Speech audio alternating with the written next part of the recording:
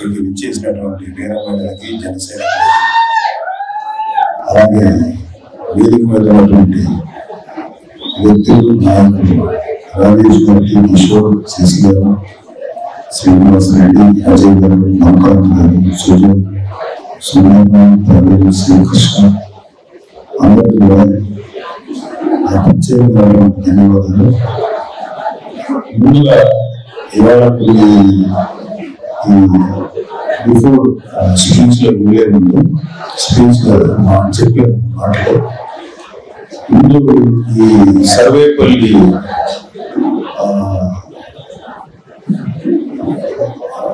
గోవర్ధన్ రెడ్డి కాకాని గోవర్ధన్ రెడ్డి అక్రమ మైనింగ్ మీద టీడీపీ నాయకుడు చంద్రమోహన్ రెడ్డి గారు చాలా గట్టిగా ఆయన రెసిస్టెన్స్ చెప్తున్నారు.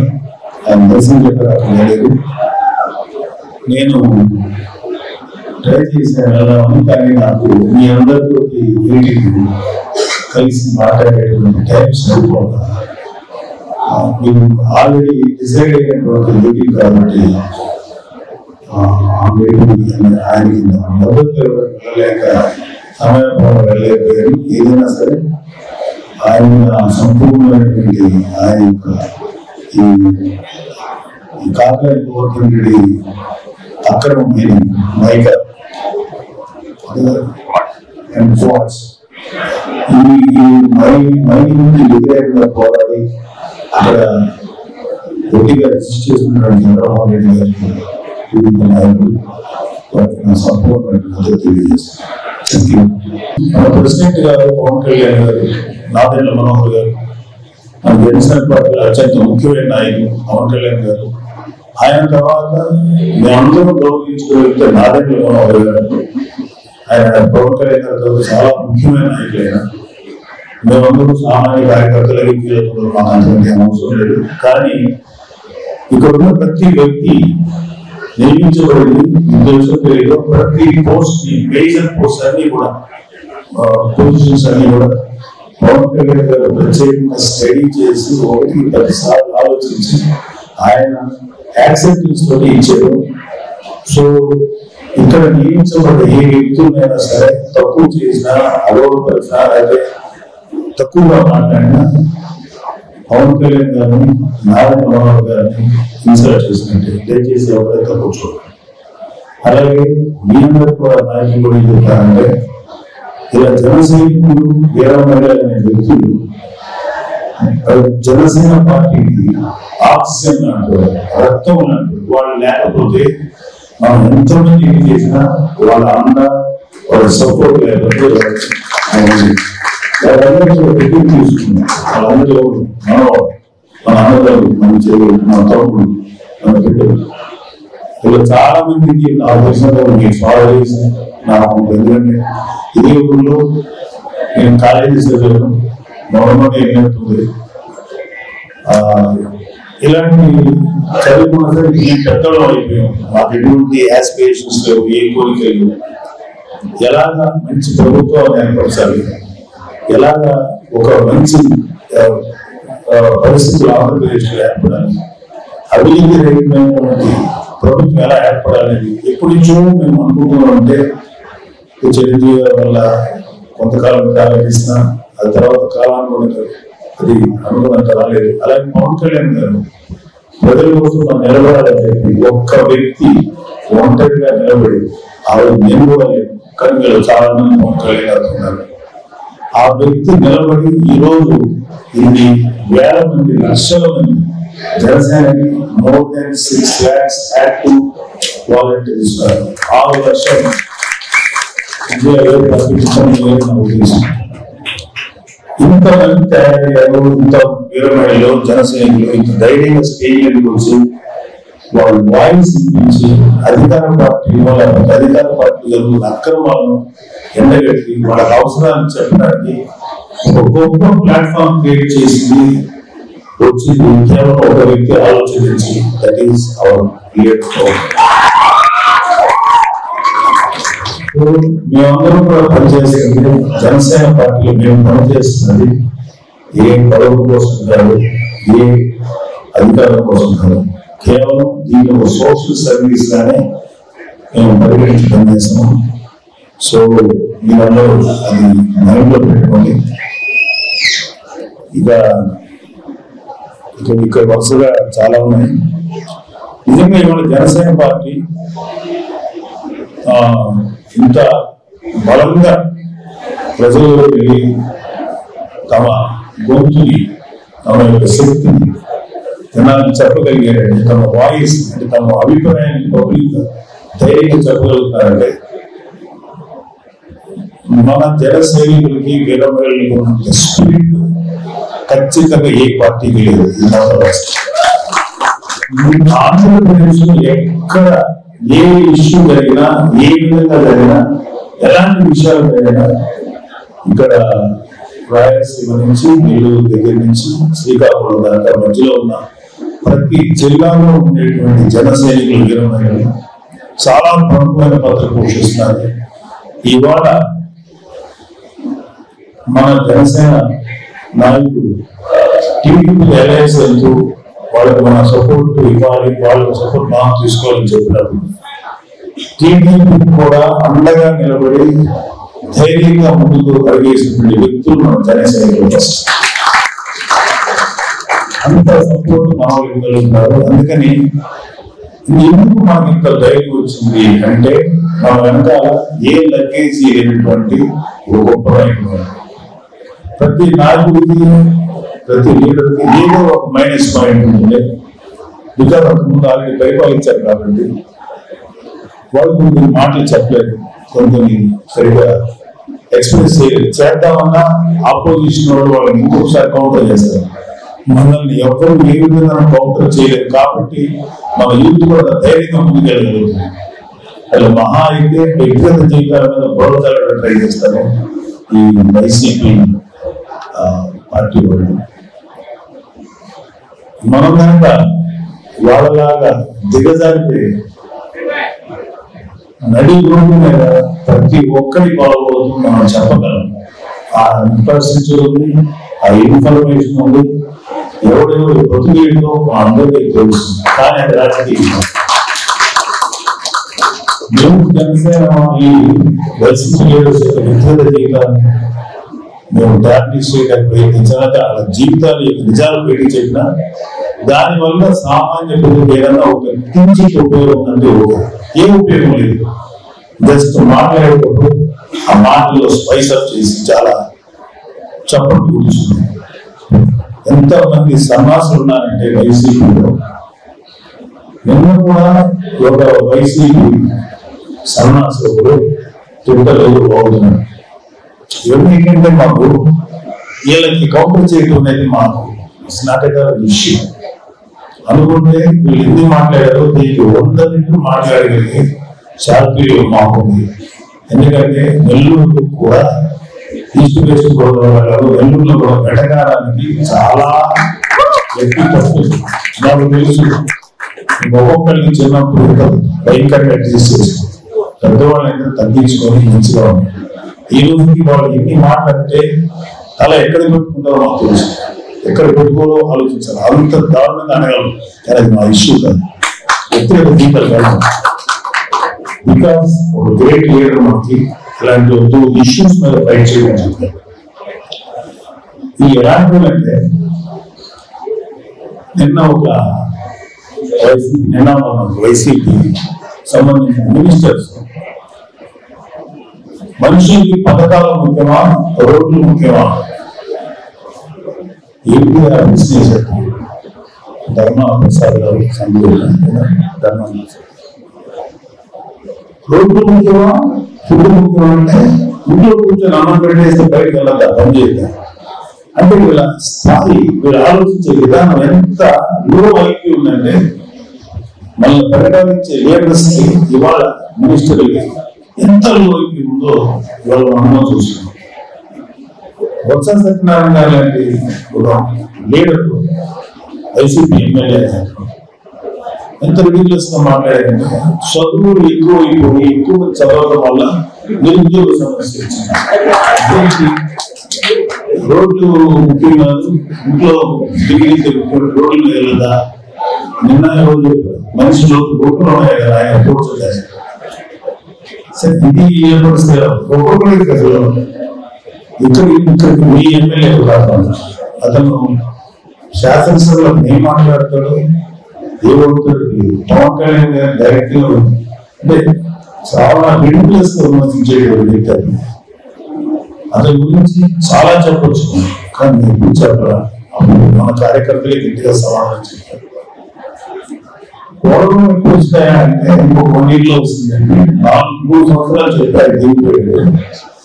ఇంకొక మినిస్టర్ వచ్చాడు అంబటి రాంబాబు అని, ఆయన ఒకసారి చెప్పాడు త్వరలో వస్తాయని. ఇప్పుడు ఎప్పుడు వస్తే చెప్పలేమన్నాడు. అంటే ఆయన పరిపాలన అనేది ఒక కామెడీ అయిపోయింది. ఎందుకంటే ఎలాగో జనానికి ఓటుకి గ్రామం తీస్తే చర్చకు గెలిపిస్తారు అనే నమ్మకంతో ఉన్నారు. మీరు ప్రజలకు చెప్పాల్సింది ఏంటంటే ఇలాంటి వ్యక్తిత్వాలకు మోసాలకి మాయకి మాత్రం పడకండి. ఎందుకంటే ఎప్పుడు చెప్పే ఒక మాట చెప్తాను, మామను చూసి అల్లుడిని గెలిపించారు, తండ్రిని చూసి కొడుకుని గెలిపించారు, మీ పిల్లల ముఖం చూసి కోరికలను గెలిపించారు. ఇవాళ మాకు మేము రిటైర్ అయిపోయిన మాది, కానీ ఇంకా ఏదో సర్వీస్ చేయాలని చెప్పి కోరుకుంది. అందుకంటే నుంచి మేము ఆలోచించాలి. ఇక్కడ మీ పిల్లల భవిష్యత్తు అరే మనం బతికేసాం ఈ భూమి మీద, మనకు రావాల్సిన మనం ఎట్లా బతకాలో బతికాం, నెక్స్ట్ జనరేషన్ ఎలా బతుకుతారు, ఇలాంటి పొల్యూటెడ్ వాతావరణంలో ఉంటారా, ఎక్కడ పడితే అక్కడ అక్రమంగా మైనింగ్ చేసి వాతావరణాన్ని నాశనం చేస్తున్నా ఈ రాజకీయ నాయకుల యొక్క స్వార్థానికి మన పిల్లలు బలవాలా, మీ పిల్లలు బలవాలా, ఇది మా ఆలోచన. అందుకే మాకు ఎటువంటి కోరిక లేదు, మంచి వ్యక్తి రావాలి. అది happy to be the great Pawan Kalyan garu. ఆయనకు మా వరకు ఏం చేయగలం, మా భుజం ఎంతవరకు అయ్యగలం అంతవరకు మా కోరికలు. ఇందని చెప్పారు కదా శ్రీ ప్రసన్న కుమార్ రెడ్డి అతను ఒకడు. అంటే చెప్తున్నాడు వైసీపీలో ఉన్న వాళ్ళు ముందుకు వచ్చి మాట్లాడే వాళ్ళు అందరూ ఐటెం రాజాలు. అంతకంటే తక్కువ మాట్లాడే వాళ్ళ నిజాలు అందరూ ఐటెం రాజాలు, ఐటెం రాణి. అంటే ఇప్పుడే ఒక మాట మాట్లాడతారు, అదే గెటప్ వెళ్ళి ఇంకో మాట మాట్లాడతారు. అది ఇప్పుడు ఉండే కదా నువ్వు మాట్లాడే పిల్లలు మాట్లాడేది. అలాగే నల్లపురెడ్డి శ్రీనివాస్ ప్రసన్న కుమార్ అది ఏం మాట్లాడతాడు, ఎంత పూర్తిగా మాట్లాడతాడంటే ఇలాంటి ఐటమ్ వాళ్ళని మేము చాలా ఈజీగా కౌంటర్ చేయగలుగుతాం. మా అందరూ అందరూ ఉన్నారు కదా, మీరు మాట్లాడగలుగుతారు తెలుసు. అందుకే అవసరం లేకుండా వాళ్ళు మాట్లాడుకుంటారు. వాళ్ళ నాన్న నల్లపురెడ్డి శ్రీనివాస్ రెడ్డి గారు మేము కాలేజీలో వెళ్ళినప్పుడు ఒక మంచి ఆ రోజుల్లో ఎన్టీ రామారావు గారు సొంతంలో నివేదించే వ్యక్తి, ఒక నిజాయితీ కలిగిన వ్యక్తి. సో మనకేమనిపిస్తుందంటే వాళ్ళ అబ్బాయి కదా గెలిపించారు, ఏ నియోజకవర్గం అనేది కోవిడ్ వాళ్ళ అబ్బాయిని గెలిపించారు కదా, సో ఆయన తర్వాత ఏమన్నా అంత గొప్పవాడు, same like YS Rajasekhara Reddy గొప్పవాడు కదా అని జగన్ గెలిపించినట్టుగా నల్లపురెడ్డి శ్రీనివాస్ రెడ్డి అసలు గొప్పవాడు కదా అని ఐటమ్ రాజా ఎన్నుకున్నారు. ఇతను నోట్ ఏమొస్తుంది మాట్లాడతాడు. ఇది ఇంకా చాలా ఉంటాయి సినిమా ఇండస్ట్రీ మీద ఏదో వాళ్ళు చాలా మాట్లాడుతున్నారు. చిన్న పాప ఒక ఇన్నోసెంట్ అది ఇన్నోసెంట్ చిన్న పాప చచ్చిపోతాయి, తల్లిదండ్రుల మీద ఆధారం. ఏం మాట్లాడుతున్నావు, ఎవరి గురించి మాట్లాడాలి. అలా ఇంకో మినిస్టర్ ఉన్నారు ఇక్కడ వైసీపీ మినిస్టర్. ఆడపిల్లలు బయటికి వెళ్తే ఆ బాధ్యత తీసుకోవాల్సిన తల్లి, అదేదైనా ఆ పిల్లల మీద అత్యాచారం జరిగితే తల్లిదండ్రుల బాధ్యత. తల్లిని తండ్రి ఇంటి వరకు బిడ్డల్ని బాధ్యతగా చూసుకుంటారు, కానీ వాళ్ళు చదువుకోవాలా, ఉద్యోగాలు చేయాలి కదా, వాళ్ళకి ప్రొటెక్షన్ కల్పించాల్సిన బాధ్యత రాష్ట్ర ప్రభుత్వం. అది వదిలేసేసి తల్లిదండ్రుల బాధ్యత సరిగ్గా పెంచనే పెంపకం ఇలాంటి మాటలు మాట్లాడేవాడు వైసీపీ. ఇవన్నీ కూడా ఇలాంటి మాటలన్నీ ఇంతకుముందు మనం ఏ ప్రభుత్వంలో ఇంత దారుణంగా మాట్లాడలేదా? ఇట్లే మాట్లాడేది ఈ వైసీపీ గవర్నమెంట్ మాట్లాడేది.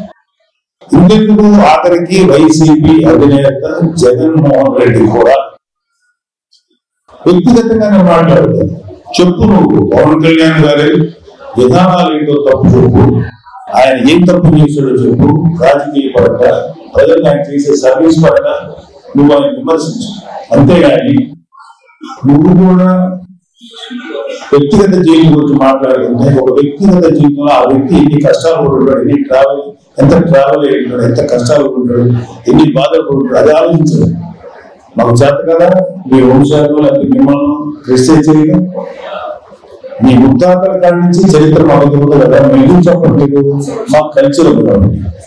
సాక్షాత్తు వైసీపీ రెడ్డి అలా మాట్లాడుతుంటే కింద వాళ్ళు ఎలా మాట్లాడతారు? అందరూ అంతే, ఒకే టైప్ ఆఫ్ మైండ్స్. వీళ్ళు మారదు కాబట్టి మనం ఏం చేయాలి? మన బాధ్యత వీళ్ళు మార్చాలి. కొత్త పద్ధతి మారడం వల్ల మనం ఏం చేయాలి? వ్యక్తిగా ఉంటే హ్యాపీ ప్రజలు వాళ్ళకి రిటైర్మెంట్ ఉంటుంది. వైసీపీ ప్రభుత్వానికి రిటైర్మెంట్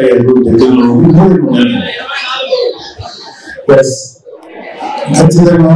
ఎందుకనే పవన్ కళ్యాణ్ గారిని ఒక సందర్భంలో పవన్ కళ్యాణ్ గారిని మీరు ఇంటిగానే ఉండండి, ఎవరితో కలవద్దు, ఈ 2020 అద్భుతమైన భవిష్యత్తు ఏమో చెప్పి మభ్య పెట్టాలి. నిజంగానే కొంత చూడు తను నిజం.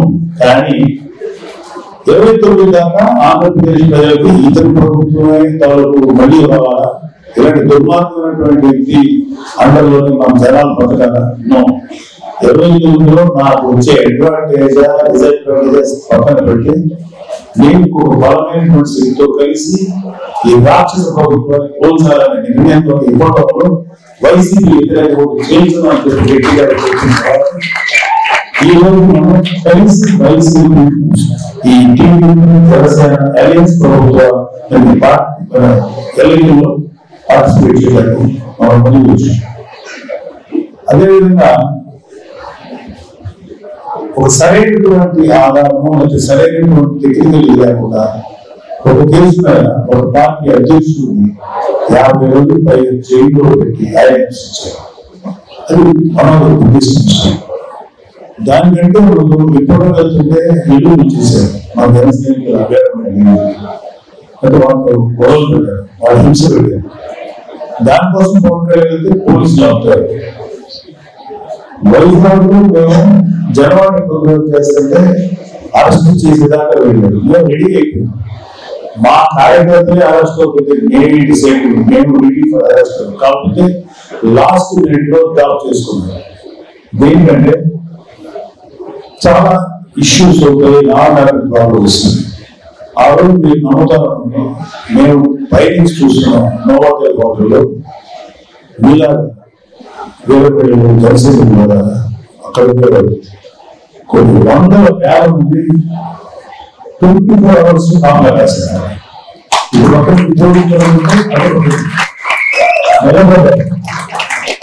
అదేవిధంగా ఆంధ్రప్రదేశ్ లో మీరందరూ కూడా ఎక్కువ ఒక చిన్న యాక్సిడెంట్ లో ఏదో గట్టిగా యుద్ధం చేస్తారు వెంటనే ప్రిపేర్ అవుతుంది. అది వాళ్ళు తెలుసుకొని అంత రిస్క్ తీసుకోవడం కరెక్ట్ కాదని చెప్పి వాళ్ళు ఎవరికి మీరు ఏం చేస్తారు? మా అయితే లోపల వేస్తారు అంతే కదా.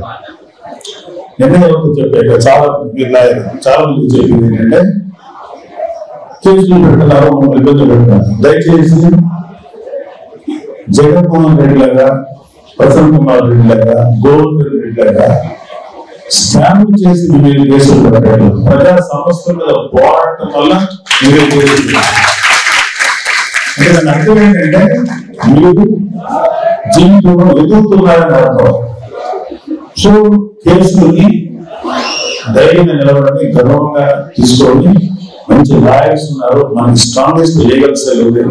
నిన్న రాజేష్ వచ్చాడు, ఓన్లీ రాజేష్ వీళ్ళందరూ కూడా చాలా సపోర్ట్ గా నిలబడ్డారు. ఇందాక ఇంకొక కావలికి సంబంధించి ఒక ఎస్సీ అబ్బాయి అతి దారుణంగా ఉంటాడు. కావలి ఎమ్మెల్యే వాళ్ళ మనిషి నాకు కిషోర్ ఫోన్ చేసి, కిషోర్ ఫోన్ చేయకుండా నేను చూశాను వీటి ఇంత కేవలం అతను ఎవరి దృష్టిలో తెలుసా అంటే ఎవరు పేర్లు గుర్తుపెట్టుకోవడం వల్ల జనరల్ మన భారతదేశాన్ని స్వాతంత్రం తెచ్చిన వాళ్ళు లేకపోతే మనం పరిపాలించిన వాళ్ళ పేరు గుర్తుపెట్టుకోవాలి. రాష్ట్రాన్ని సర్వనాశం చేసిన గుర్తుపెట్టుకోవాలి. అమ్మాయి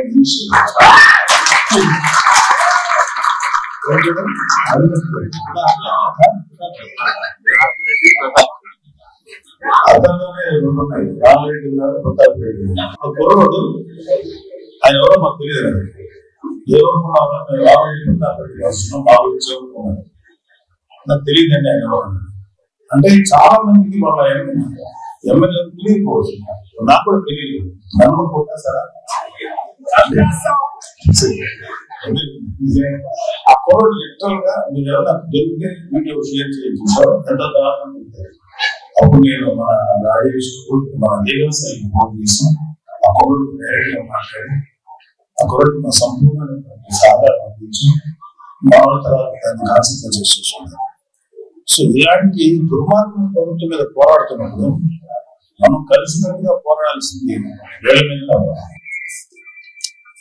మీద మళ్ళా మనం చిన్న చిన్న గొడవలతో పడుతున్నారు. ఎస్పెషల్లీ రాబోయే మనం యుద్ధం చేయాల్సింది మామూలు కాబట్టి మన ఎనర్జీస్ అన్ని పోగు చేసుకోవాలి. మీ బాధ్యత ఏంటంటే ఓట్లు పోతాయి తీసేస్తారు, ఓట్లని ఎలా తీసుకోవాలి, అలాగే మన వాళ్ళని ఎలా ఓట్లు వేయించాలి, ఎలక్షన్స్ లో ఎలా ఎలక్షన్ చేయాలి, బూత్ లెవెల్ మేనేజ్మెంట్ ఎలా చేయాలి. ఈ నాయకులందరూ మాట్లాడుతున్నారు, రాజేష్ గారి లాయర్లు ఉన్నారు, వాళ్ళ సలహాలు తీసుకోవాలి. అలాగే ఈ ఓటు ఆల్రెడీ వేసేసి ఉంటే ఏ టైప్ ఆఫ్ రెసిస్టెన్స్ ఇవ్వచ్చు, ఏ టైప్ ఆఫ్ నిరసన ఇవ్వచ్చు, ఎలాంటి ఓటు తిరిగి వాల్యూ చేయవచ్చు. అలాగే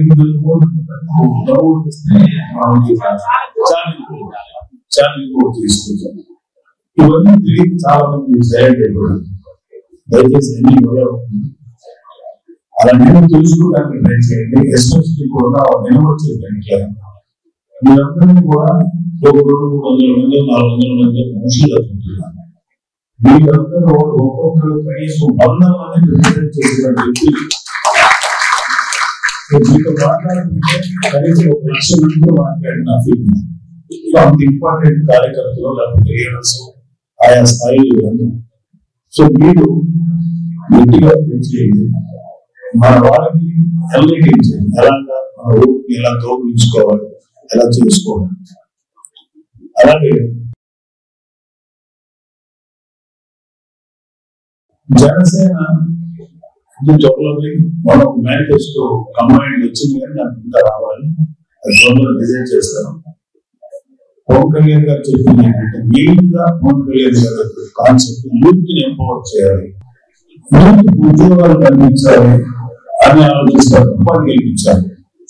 కానీ మీలాంటి యంగ్స్టర్స్ అందరూ కూడా కేవలం ఉద్యోగం కోసం కాకుండా మీరే ఒక 10 మందికి ఉద్యోగాలు ఇచ్చే స్థాయిలో పెట్టాలని చెప్పి పవన్ కళ్యాణ్ గారు ఆశ. అందుకని యూత్ కి స్థానం కల్పిస్తున్నారు. ఎందుకంటే ఇప్పుడు ఆలోచించాలని ఏంటంటే మన రాజకీయాల్లో కొత్త వాళ్ళకి స్థానాలు, కొత్త వాళ్ళకి నిలబెట్టు, కొత్త వాళ్ళకి రాజకీయాలకు రానివ్వదు, ఏ కూర్చోరాని. అంటే మనం యూత్ మాత్రం ఖచ్చితంగా రాజకీయంగా ఎంపవర్ చేయాలి. అలాగే యూత్ ఇంకా అడ్వాంటేజెస్ పవన్ కళ్యాణ్ గారు క్రియేట్ చేశారు. ఇంకా చాలా ఉన్నాయి ఆయన దగ్గర. ఆ షణ్ముఖుడు దాంట్లో డీటెయిల్స్. మాకు ఇంకొక పెద్ద కంప్లైంట్ ఏంటంటే, అరే నీ తండ్రి ఎమ్మెల్యే, నువ్వు ఎమ్మెల్యే, నీ కొడుకు ఎమ్మెల్యే, నీ మనవడు ఎమ్మెల్యే, నీతో పాటు 24 hours నేను కాపాడాల్సుకుంటే ఏ కార్యకర్తకి ఎమ్మెల్యే వాళ్ళు కోరుకుంటున్నారు, మీ కుటుంబానికే సేవ చేయాలనేటువంటి ఒక పెద్ద కంప్లైంట్. అది జనసేనలో జరగకూడదు. జనసేనలో దీంట్లో కుటుంబం కావాలి. నేను కేవలం సర్వీస్ కోసం వచ్చాను తప్ప కనీసం చిన్న పదవి కూడా ఆశించారు. పార్టీలో నాకు బాధ్యత ఇచ్చేది. ఈ జాయింట్ జనరల్ సెక్రటరీ అని నాకు బాధ్యత తప్ప నాకు అధికారం నేను పెద్దరాని కనుక చేయబెట్టి ఇది నేను సర్వీస్ చేయడానికి ఈ పదవిని ఉపయోగించుకున్నాను. సో పవన్ కళ్యాణ్ గారు జనసేనలో కుటుంబం అనేటువంటి కాన్సెప్ట్ తీసుకోవాలి. మీరు ప్రతి ఒక్కరు కార్యకర్తల గురించి స్టార్ట్ అయిన ఈ రోజు స్టార్ట్ అయిన భవిష్యత్తులో కళ్యాణ్ బాబు గారిని చూసి మనం తెలుసుకోవాలి. అతను చూసి ఒక అన్న యాక్చువల్ పవన్ కళ్యాణ్ కానీ మీరు చాలా తెలుసుకున్నారు. అతని దగ్గర ఉన్న ఓర్పు నేర్చుకున్నారు. అతనిలో ఉన్నటువంటి ఒక ఎటువంటి కల్పి లేకుండా నేర్చుకున్నారు. ఎన్ని బాధలు పడుతున్నా సరే నవ్వుతూ ఉండగలిగే కూడా నేర్చుకున్నారు. ఇంకా నేర్చుకుంటారు. మనం మీరందరూ కూడా నేర్చుకోవాలి. ఏంటంటే పవన్ కళ్యాణ్ చూసినప్పుడు ఉత్సాహంతో ఆయన స్పీచెస్ దయచేసి చూసి అతను ఏం చెప్తున్నా అర్థం చేసుకొని ఆ స్పీచెస్ లో కొంత పాటు మీరు ప్రజల్లో తీస్తారండి. ఖచ్చితంగా మీకు మంచి నాటకం వచ్చినప్పుడు please follow our president Pawan Kalyan. Thank you. అలాగే జనసేన గురించి మాట్లాడినప్పుడు చాలా మంది అన్నారంటే మీరు మాకు ఏం చేస్తారని జనం అడుగుతున్నారని ఏం చెప్పమంటారు. ఏమంటారంటే ప్రజలకి ఉపయోగపడే ఏ పైన సరే మేనిఫెస్టోలో పెట్టినా పెట్టకపోయినా ఏ పనైనా ప్రజలకు ఉపయోగపడే ఏ పనైనా చేస్తాం అని చెప్పి ధైర్యంగా మాట్లాడుతున్నారు జనాలు. ధైర్యంగా మాట్లాడుతున్నారు. సో మీరు ఏదైతే ప్రజలు ప్రతి ఒక్క కోరికలు తెలిసేసుకుంటారు. ప్రజలు ఏమనగారండి అదే తాగుడి మంచి వైద్య విద్య ఉపాధి కాలుష్యం వాతావరణం అలాగే పని చేసే వాళ్ళకి సరైన గౌరవం ఇచ్చేది. అలాగే భారతదేశం ఆంధ్రప్రదేశ్ ఇండస్ట్రీస్ రావాలి, ఇష్టంగా ఉద్యోగాలు వస్తున్నాయి. ఇవే ఉంటాయి చిన్న కోరికలు. వాళ్ళకి రిలీజ్ చేయాలంటే 100 కోట్లు అర్థం వాళ్ళు చిన్న చిన్న కోరికలు పెడతారు. మన దౌర్భాగ్యం ఏంటంటే ఇంతవరకు స్వాగతం వచ్చిన తర్వాత ఏ ప్రభుత్వం కూడా అంత గట్టిగా ఇంత సర్వం చేయలేదు. అది విషయం. అది మన సిస్టమ్ లో ఉన్నటువంటి ఒక డిఫెక్ట్. దాన్ని మీరు యాజ్ యంగ్స్టర్స్ మీరు అలాంటి తప్పుగా ఫర్దర్ చూసుకోవాల్సిన బాధ్యత మీకు ఉంది. ఏమిటి ప్రజలకు మనం చేయగలం చేద్దాం మాటి మంది అలాంటి విధులు అయితే ప్రభుత్వం ఏర్పడే గౌరవం కాకుండా చేయగలిగే చిన్న చిన్న పనులను మీరు చేయాలి.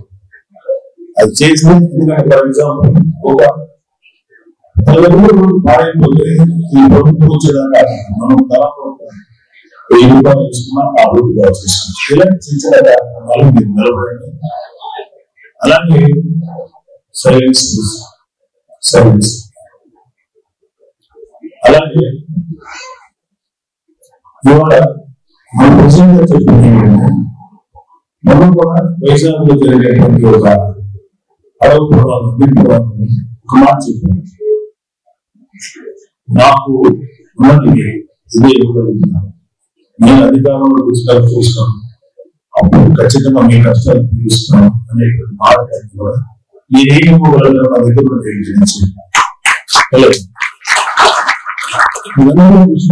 పర్సనల్ విషయం. ఇవాళ సినిమా ఇండస్ట్రీ చాలా మంది హీరోస్ ఉన్నారు.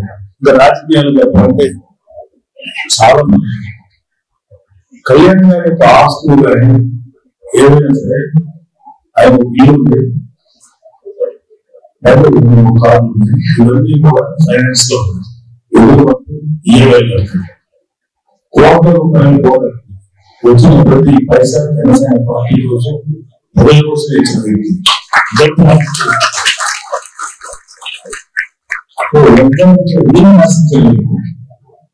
అతను అలాంటి వ్యక్తిని మనం ఒక ఉన్నతమైన స్థానంలో కూర్చోబెడితే మన ఇంటికి ఒక పెద్ద కొడుకు లాగా, ఒక తండ్రి లాగా, ఒక తమ్ముడు లాగా సేవ చేసేది.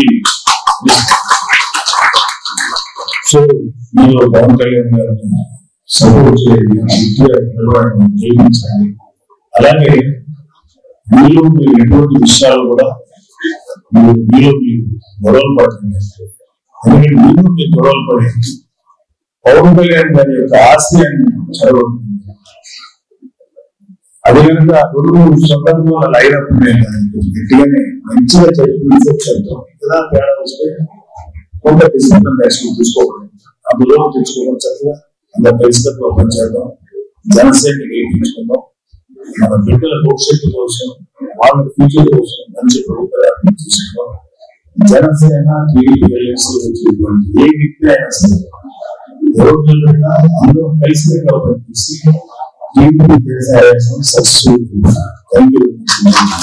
చూసారు కదండి. మరి ఈ వీడియో కనుక మీకు నచ్చినట్లయితే ఒక లైక్ కొట్టేసి మీ అభిప్రాయాన్ని కూడా కామెంట్ బాక్స్లో తెలియజేస్తూ ఇలాంటి ఇంట్రెస్టింగ్ అప్డేట్స్ కోసం మా ఛానల్ని సబ్స్క్రైబ్ చేసుకోండి.